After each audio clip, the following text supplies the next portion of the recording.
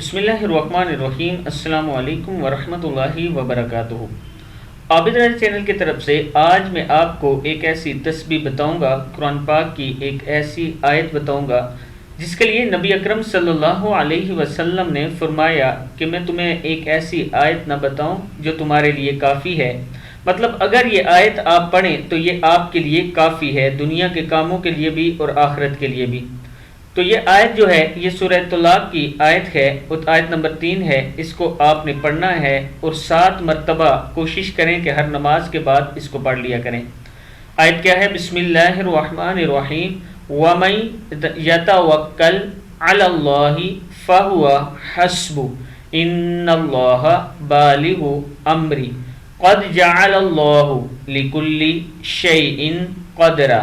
کیا ہے؟ وَمَن يَتَوَكَّلْ عَلَى اللَّهِ فَهُوَ حَسْبُهُ إِنَّ اللَّهَ بَالِغُ أَمْرِهِ قَدْ جَعَلَ اللَّهُ لِكُلِّ شَيْءٍ قَدْرًا۔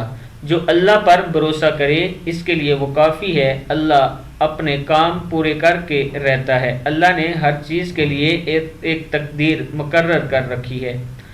اب آپ نے اس آیت کا ورد کرنا ہے۔ ایک تو آپ کا اللہ پر بھروسہ بڑھتا جائے گا اور دوسرا اللہ تعالیٰ آپ کے تمام کام آسان کرتے جائیں گے۔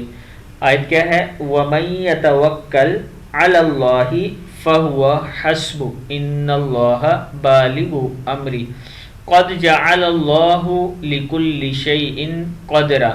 جو اللہ پر بھروسہ کرے گا اس کے لیے وہ کافی ہے، اللہ اپنا کام پورا کر کے رہتا ہے۔ اللہ نے ہر چیز کے لیے ایک تقدیر مقرر کر رکھی ہے۔ صدق اللہ العظیم۔ اس ویڈیو کو آپ نے آگے ضرور شیئر کرنا ہے۔